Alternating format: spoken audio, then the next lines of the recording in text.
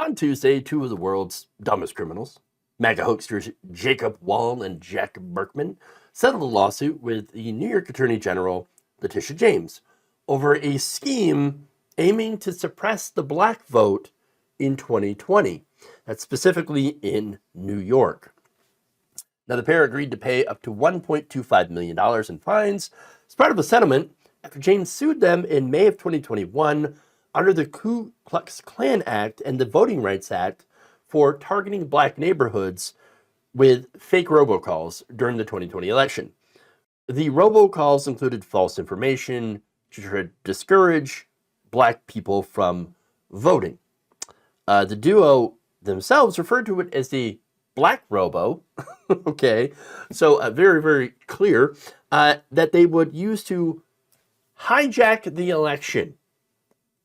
So very clear what their motivations were on that, okay?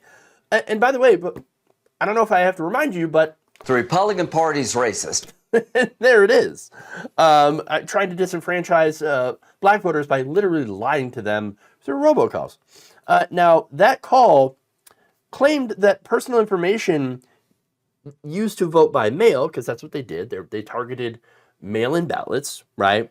They said it would be shared with law enforcement agencies, debt collectors, and the government to force mandatory vaccines.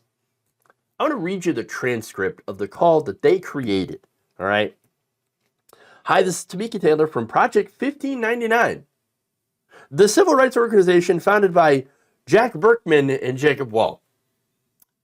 Way to go using your real names. I got to say it. Stupid. Dumbest criminals ever. Let's just put our names on this sham organization. Great. Furthermore, it says, mail-in voting sounds great, but did you know that if you vote by mail, your personal information will be part of a public database that will be used by police departments to track down old warrants and be used by credit card companies to collect outstanding debts? That's not true, by the way. The CDC is even pushing to use records for mail-in voting to track people for mandatory vaccines. Don't be finessed into giving your private information to the man. Stay safe and beware of vote by mail. Wow, holy crap. That is, once again, the stereotypes here are insane. Okay, the racism oozes off this. This is like every weirdo right-winger's, a description of black people. Oh, well, obviously they must be criminals and have warrants out. And they must also be in debt for credit card companies and need to stay one step ahead of the man. This is almost as cringe as Donald Trump selling gold sneakers and thinking that that's going to endear him to the black community. Wow. I mean, are you a black Democrat wanting to vote by mail? Be careful. You probably have warrants. Don't risk it. Oh, and mandatory vaccines. Got to warn you about that too. Stay ahead of the man. By the way, COVID vaccines are 100% safe and effective. Now, here's the thing, though, on that. Older members of the black community do have legitimate concern to distrust the healthcare system in general. It's not like racism doesn't exist in healthcare. We've talked about it plenty of times, okay? Back in the past, too, the government did a lot of really shady things. For example, the Tuskegee syphilis study. And that's just one of the racist things that the government had done. If you know the history of it, it's shocking.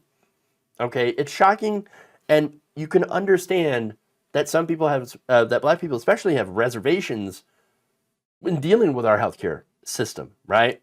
And by the way, yes, there still is racism within our healthcare system. These two guys, however, they come in, they decide they're going to try to weaponize distrust in that healthcare system to try to depress the vote during a pandemic. These calls were made to 5,500 people in New York during the summer of 2020 when many New Yorkers were seeking to vote by mail. Vote by mail is safe, it's secure, and it allows for people to be able to vote, essentially, without having to show up in person. Yes, there are ways to verify the votes. So once again, it is a perfectly legitimate way to vote in elections. And during a pandemic, a lot of states turned to it because it was dangerous to be able to vote in person. And by the way, before Trump, Republicans used to vote by mail with no problem. Donald Trump himself voted by mail. Okay? But again, you have all this nonsense about mail-in ballots, voter fraud, and none of that has been proven to be true. All of it has been proven to be false. Once again, there's no problem with mail-in ballots. No fraud issues with mail-in ballots. So perfectly good and secure way to vote. That said, right? Let's go to the settlement, okay?